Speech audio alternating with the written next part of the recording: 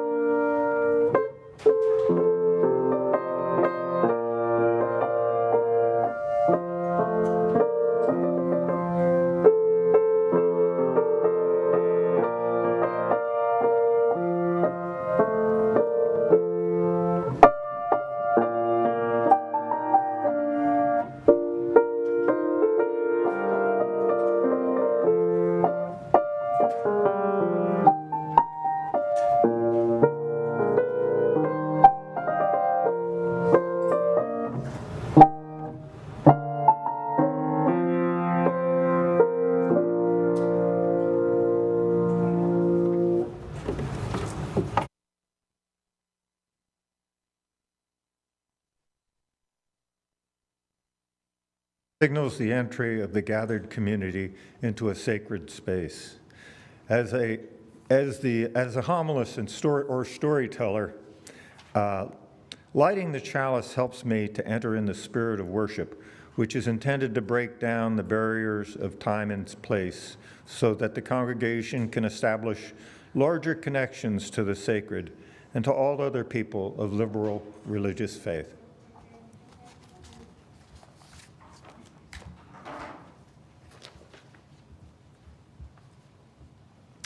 Good morning. Welcome to Eastrose Fellowship Unitarian Universalist. All of you here and online are welcome here with all that is your life. I am Carol Knox, your worship leader for today, and this is Gregg, our speaker today. He goes by Gregg, or Far to his family and friends. Gregg calls himself a floater. He retired as a critical care RN, which was his longest employment. Prior to that, he worked in a chemical lab as a biologist with Alaska Department of Fish and Game in King Cove, Alaska. As a substitute teacher, as a geriatric nursing assistant, as a laborer in concrete construction, in the Alaska fish processing industry, and in the Oregon lumber mills. He says, I think they call that floating. So let's all take a moment now to greet each other. So first, turn and look at the camera by the clock and greet the people in the magical online land. I call it magical because I don't understand it. By waving at them. And now, greet each other and I'll greet them all.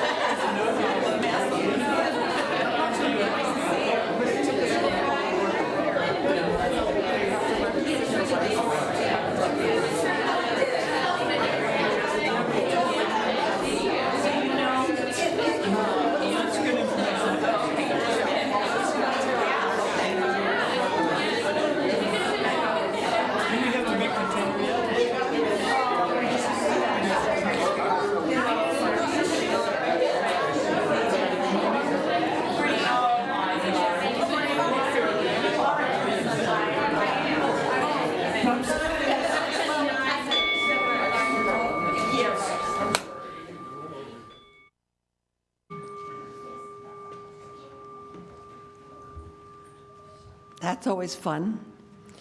And now, please take a moment to offer respect and appreciation to the indigenous people whose traditional homelands and hunting grounds are here, where we gather each Sunday. In remembering these communities, we honor their legacy, their lives, and their descendants. And now please stand as you're able and join me in singing hymn number 19, The Sun That Shines. It's in your gray, I call it black, I see black, hymnals, if you want to follow the notes, because I always like to follow the notes, but it's on the board, the words will be on the screen too. I'll play it through once, because as far as I know, we've never ever done this one.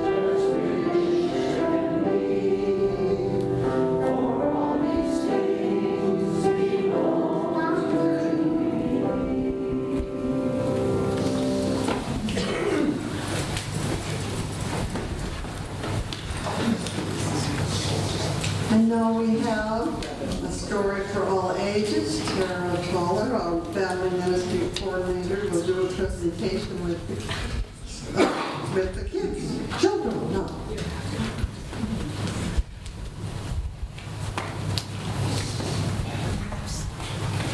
And Kathy.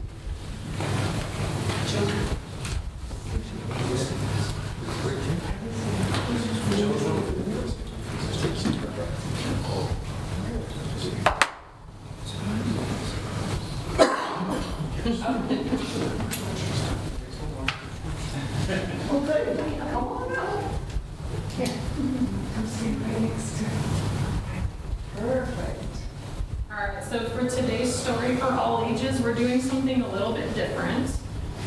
These are our RE kids. We've got Jonah, Fiona, Riley, Ellie joining us today, and Kathy and I. And we all wanted to share with you a little bit about what we've been doing in the classroom and in the garden beds outside. So for this summer, we are focusing on nature, gardening, and our 7th principle, respect for the interdependent web of life that we're all part of. I'm sure that many people who are here today would agree that gardening can be a very spiritual activity. It connects us to the rhythms of life and nature and the wonder of creation. It gives us a first-hand look at how we depend on the soil, water, sunlight, pollinators, and each other for our food. And as we grow vegetables and flowers, we also grow love and respect for all life. So this love and respect grows into our shared values of universal love and justice. So today, we invite you to join us in singing the Garden Song by David Mallet. You may know this song. It's been performed by Pete Seeger and John Denver, among many other famous musicians. Our RE kids have been practicing it. For the rest of us, the words will be on the screen. So we invite you to join us in song. We are leading this song. We are not performing this song. It's clear about that. So you are welcome to stand. I think standing helps singing.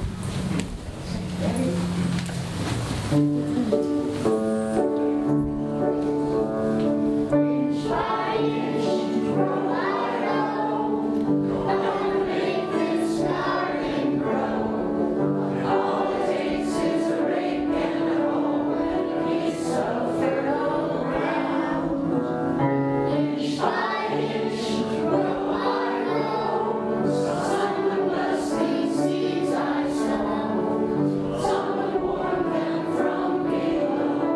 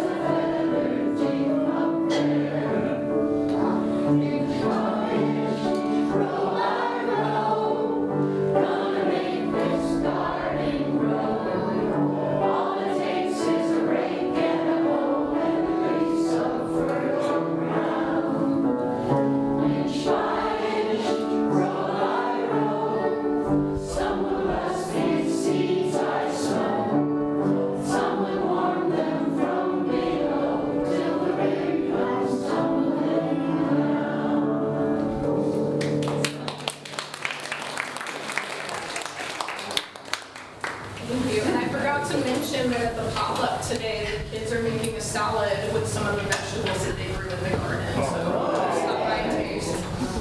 And now we're going to go back to our classroom area. So if the people along the center aisle join hands, we'll sing the kids out.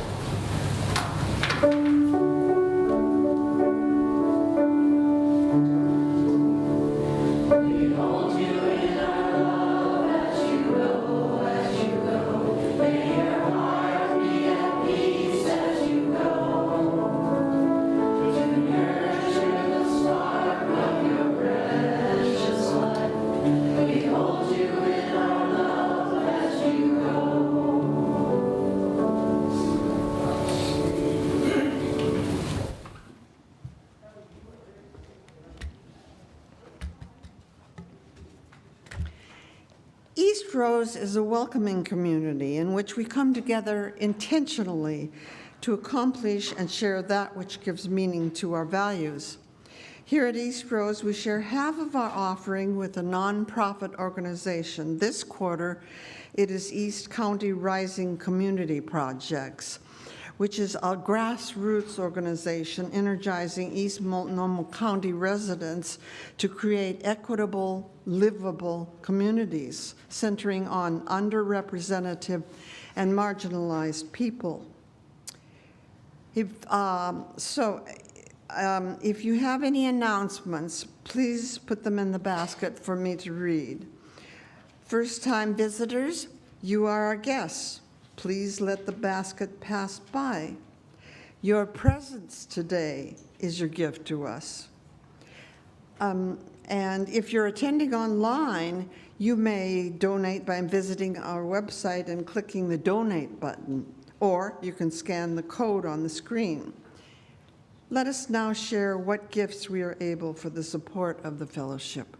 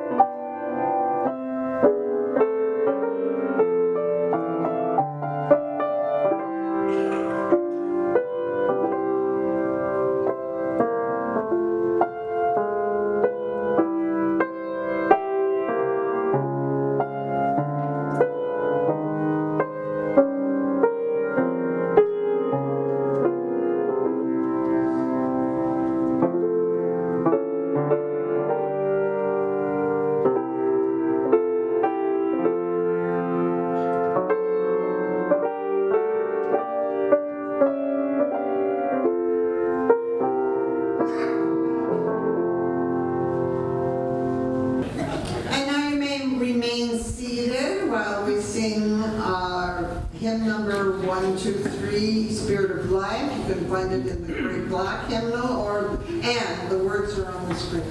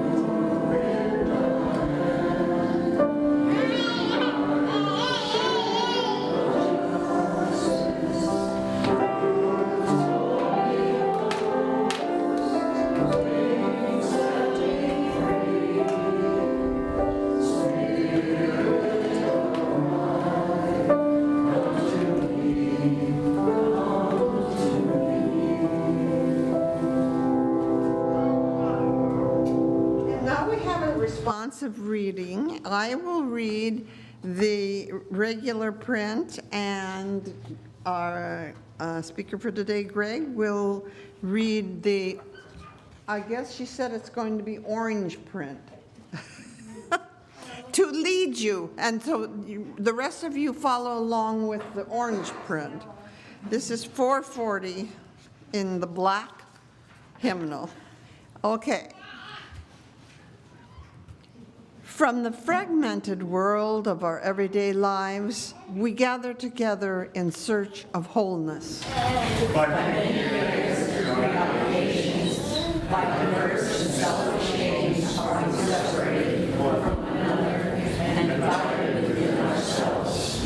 Yet we know that no branch is utterly severed from the tree of life that sustains us all. We cherish our oneness with those around us and the countless generations that have gone before us. We would hold fast to all of good we inherit, even as we would leave behind us the outworn and the false. We would escape from bondage to the ideas of our own day and from the delusions of our own fancy.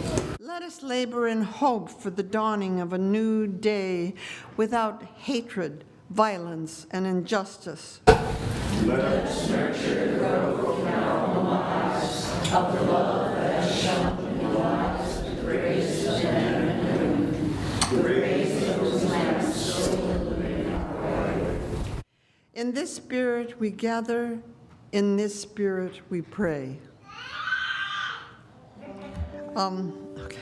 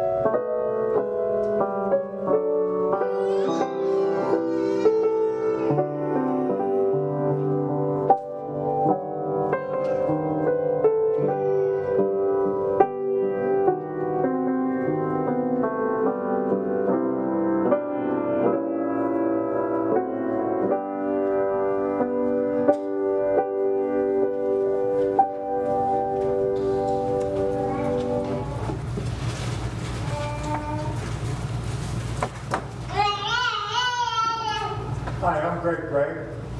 Fa-fa to my friends and family. Fa-fa is Danish for father's father, so granddad.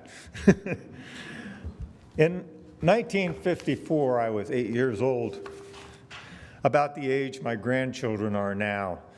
My father had a job repairing heavy equipment for the military in a place called Whittier, Alaska.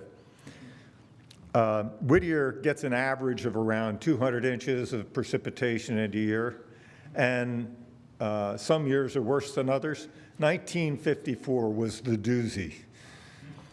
My brother and I attended school in a Quonset hut about 3/4 of a mile from the trailer where we lived.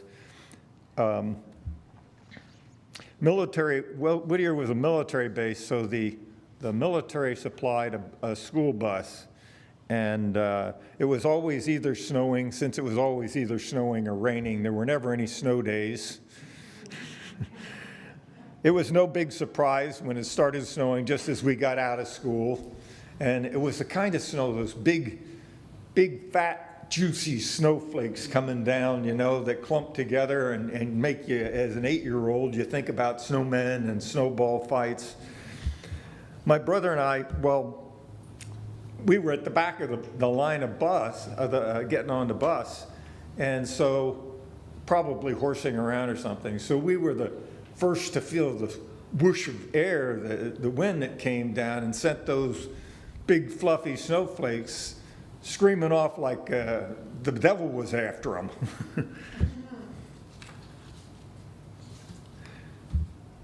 We were barely on the bus when the winds really started picking up and the snow started falling faster. Now, I'm sure the bus driver could see the road when we started, but we had only gone a couple blocks when we felt the giant bump and the bus came to a stop. By that time, it was almost dark in the bus, and all we could see was the light coming from the dash and maybe a little bit of light coming through the windows. It happened really fast. There wasn't much talking that I can remember. All I can remember hearing was that the wind was just battering against the bus and howling like a banshee. The driver just sat there in the front seat looking out the window at nothing. I'm pretty sure he had no idea where we were by that time. And just that we hadn't been moving long. I guess he was sitting there evaluating the situation. He seemed pretty calm, and he told us to wait while he went to find out where we were. I don't remember being scared, but I was 8 years old, and what do you know? I guess when he opened the door to leave, we had this big blast of wind came in, snow swirling in around inside the bus, and he pushed the door closed behind him. Then I don't know how long he was gone. It seemed like quite a while to me, but when he came back, we heard him return by banging into the side of the bus. It finally pried the door open, and more snow and wind came in, and he closed the door again and told us all to hold on to the coat of the kid in front of us, because when we got outside, we wouldn't be able to see a thing.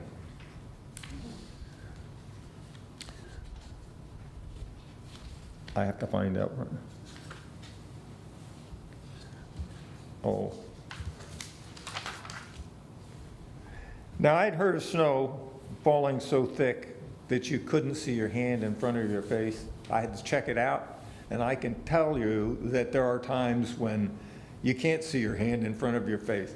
I was never in a snowstorm that bad again, but that one time I couldn't see it.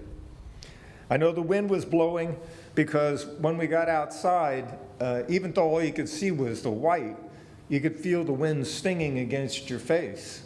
And you're holding on to the coat in front of you, in part to keep from getting blown over. It turned out that it wasn't far from the bus to the front door of the Catholic Church, because we had wound up on the gravel patch that served as the front lawn.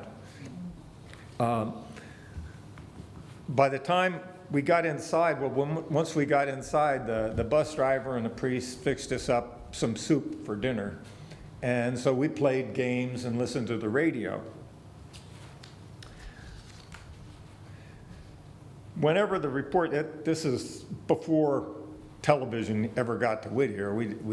There was no television. All we had was one radio station. It was the military radio station.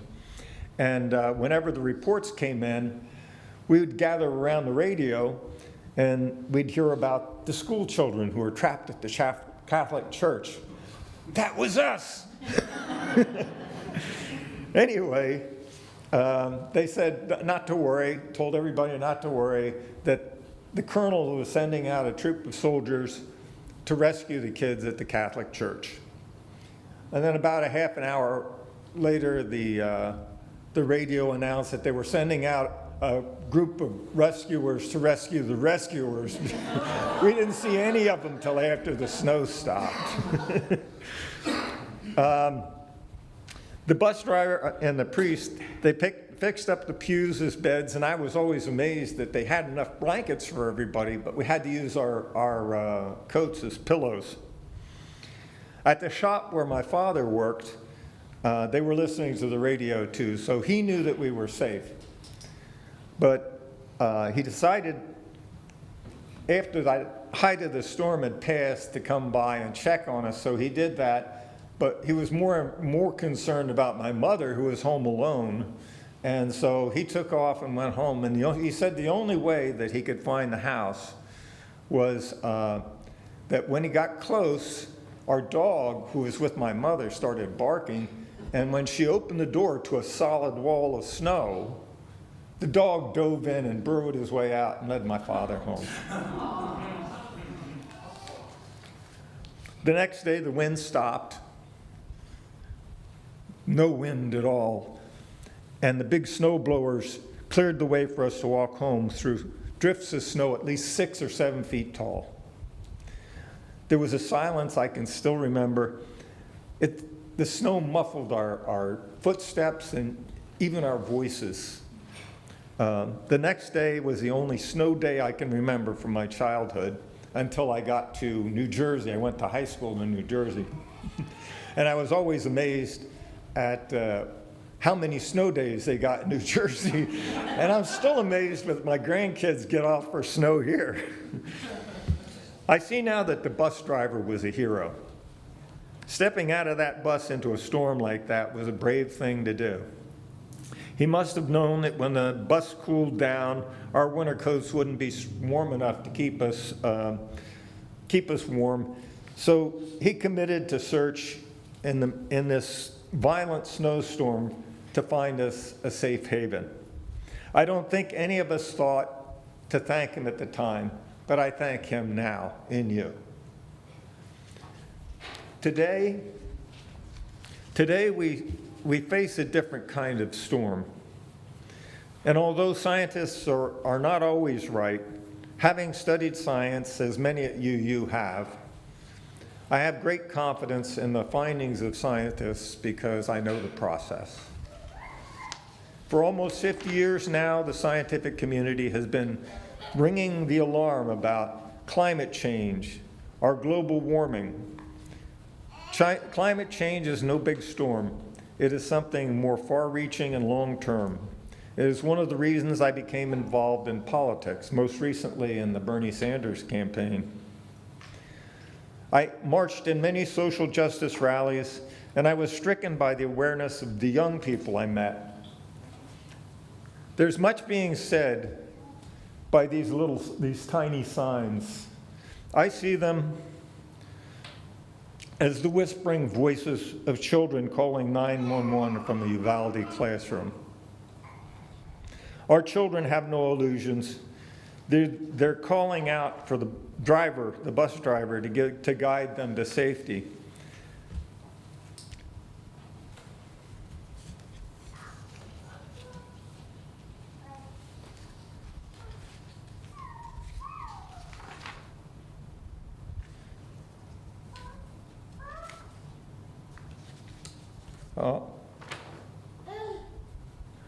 I've lost my place.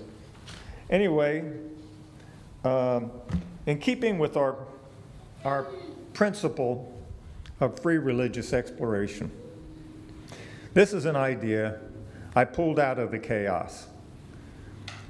It occurred to me after I lost faith in humanity. Because of so many moments of outrage, I asked myself, how can universal love and justice be the values of humanity? The world we live in suggests they are not. I know many of us are frustrated and sometimes enraged by what seems to be the intentional blindness of a large and politically powerful part of our society. Life has survived for more than 4.5 billion years on this earth. And in truth now, life on earth is dying, and we know what's killing it. We often hear people say they have faith in humanity. Perhaps this is because they're surrounded, as we are here at UU, with people who, like the bus driver, would put themselves at risk for other people, who act with compassion and strive for agape love. Many humans, however, behave as if they regard their own lives as an entitlement and treat the life around them and the environment around them with disdain. They have no difficulty finding ways to envision themselves as superior beings. I think not. Even the enlightened values of Unitarian Universalism do not make us superior beings in any way. They only dispel the illusion that humans are superior to anything, to other humans or even other life forms. Animals live in a real world and are not, even dogs are better at love than humans. I'll try to be your bus driver today, so hold on to each other's coats as we take a step out into the storm.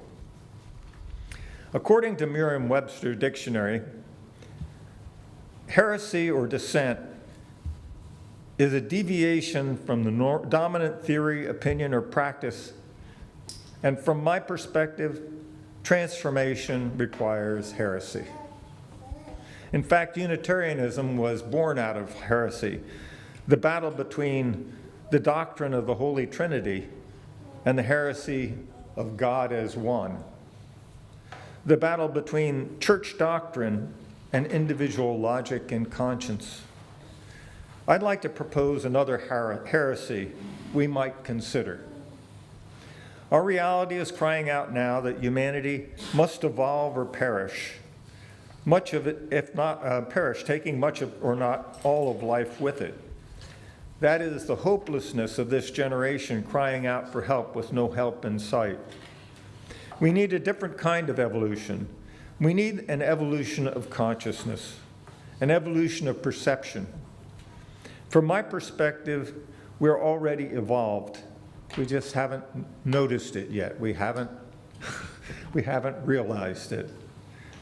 Greed, bigotry, self-righteousness, hatred, and fear, those who wield these wield power. While those armed with love, kindness, justice, tolerance, and respect for one another have little power in human society. But there is an existential difference between these two. Love has survival value and hatred does not. Even so, holding these values it's not a sign of superiority, only a different path. Just as the tortoise walks a different path than the hare, or the eagle a different path than the snake, those paths are evolutionary. They're evolutionary differences that define species. I began to wonder how I could stop being part of a species that was walking the path to extinction. Here's my heresy. By definition, we can't evolve and remain human. The trick I propose is that we only need to change our minds about what we are.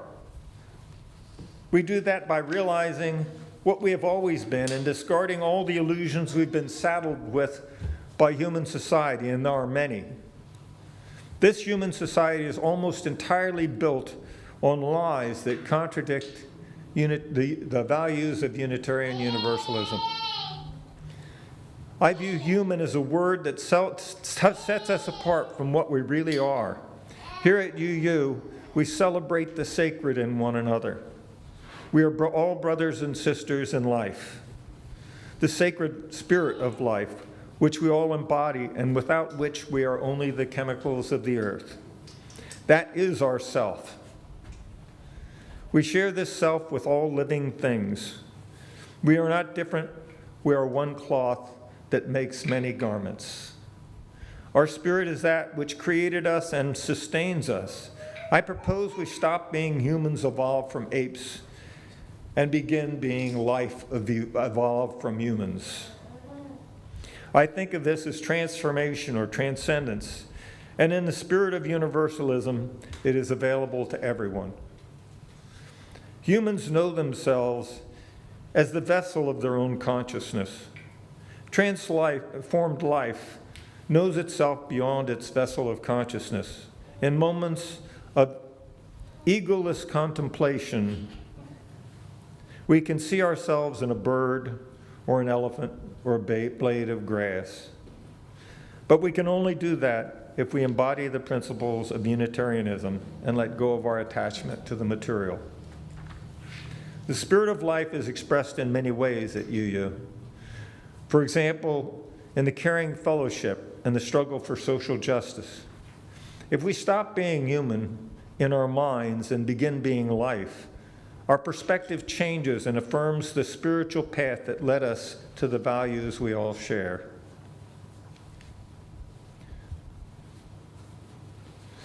We confirm our love of life in a new and inclusive way. We care about the self, the sacred in one another and all living things. If we love life, it is self-love. Then there's the call to love one another as you love yourself. Makes perfect sense because we love the self we all share. A people that is awakened to this self is far better able to deal with disasters like climate change, pandemics, or hatred, greed, or the lust for power over others. The biggest obstacle we face is ego. Ego is the chain that binds us to our vessel of consciousness. When we know ourselves as life and see what life has accomplished, what our immortal self has accomplished before humanity even existed, and contrast that with the vast devastation that humanity has inflicted upon that accomplishment, it seems clear that humanity holds no claim on life other than life's compassion. We stop being human when we die. I suggest this can happen before we die. We can become life in our minds. We become a community of life. Then our focus is on self-preservation through community action. Here at UU, we amplify our spirit through community. It is no great leap to the idea that being human has little or nothing to do with what we are. Hope? I feel those who embody the values of Unitarian Universalism, whatever their belief or religious affiliation, may only be waiting for a spark that could transform the human species. Let us continue to help each other do what we must to live in a world that we are given, while acting against the current of destruction, hatred, and greed in whatever way we can. The principles of universal love and justice are the principles that life requires to continue on this planet. Where we find them, we find the path that leads towards survival. In keeping with our universalism, those values are open to any who follow them. When we know ourselves as life, we speak and act as life, and welcome those who follow that path. Humans do not live by our principles. They are on a different spiritual journey, wandering without regard to the sacred, in pursuit of fame, fortune, or power. They are burdened with ego and unable to see the oneness we share. Once again, let us stop being humans evolved from apes and become life evolved from humans. Life constructed this planet, only life can repair it. It is time to apply ourselves to that task. As humans, we are powerless. As life, there is nothing we cannot accomplish. Is it really possible to stop being human? Perhaps not, unless you can tolerate a bit of eccentricity. I hope this has been useful. Now perhaps it is your turn. Perhaps you are the bus driver, and perhaps you is the church that will shelter the children. This is a world in danger, and with an uncertain future. We need a destination, a path we can walk together to a goal that leads toward life for future generations of all species. I thank you, my brothers and sisters, for this opportunity to be heard. Light be with us and in us.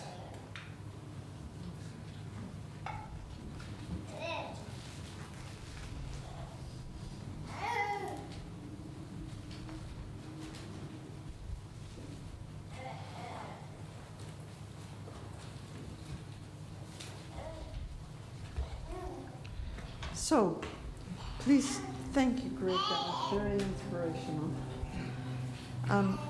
Please stand as you're able and join me in singing 147, When All the Peoples of the Earth, which you can find in the gray black hymnals, and the words will be on the screen also.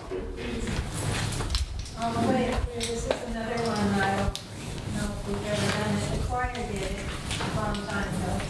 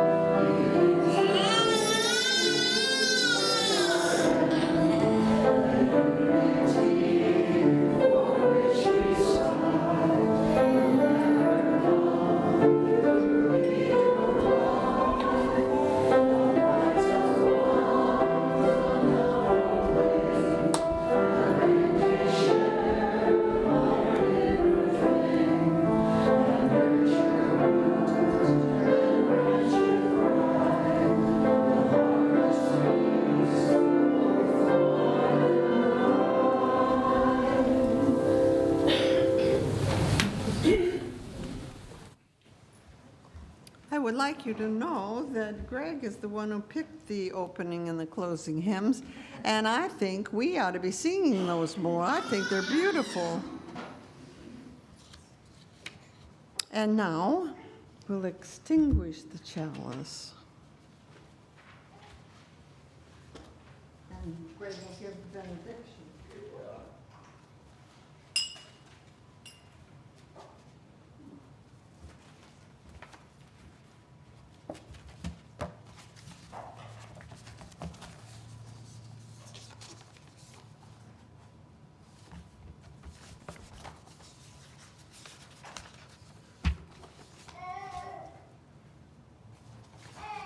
Okay. And as we extinguish the chalice, let us be mindful that we are forgiven as our transgressions, as we forgive those who trespass against us, and we receive love in equal measure with the love we give.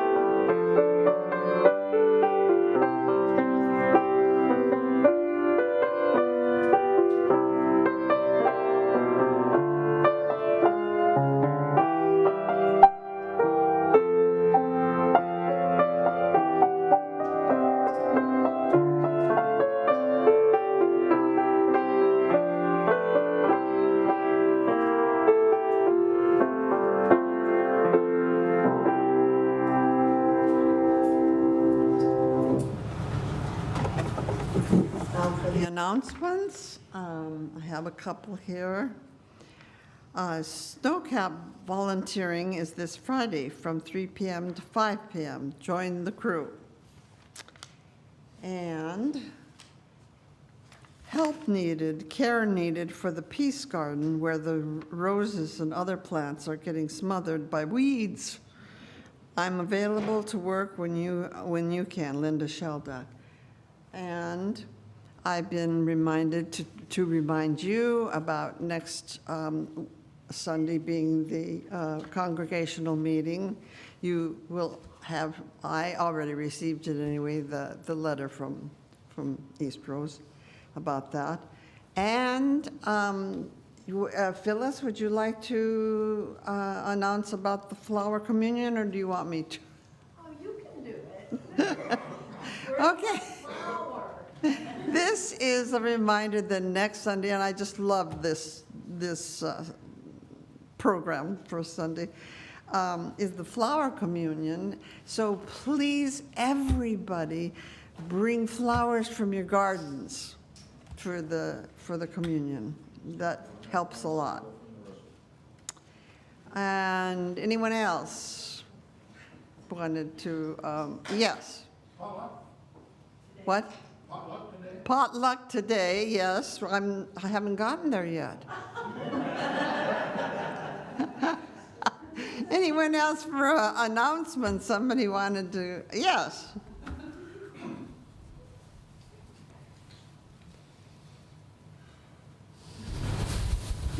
This is just a reminder. I'll keep bugging you until it happens, and I'll shut up. Will Horniak, who is a great storyteller, will be in our chapel on the 17th of June, which is a week and a half, or not this weekend, but the following weekend. And he will be doing a program dedicated to Father's Day. He's titling it In the Name of the Father. So it'll be stories, poems, myths, his own unique way of presenting who we are. And I would encourage you all to bring family, bring friends, tell others, put it on Facebook, pass it around, just get people here. Let's fill it up for him. It's free.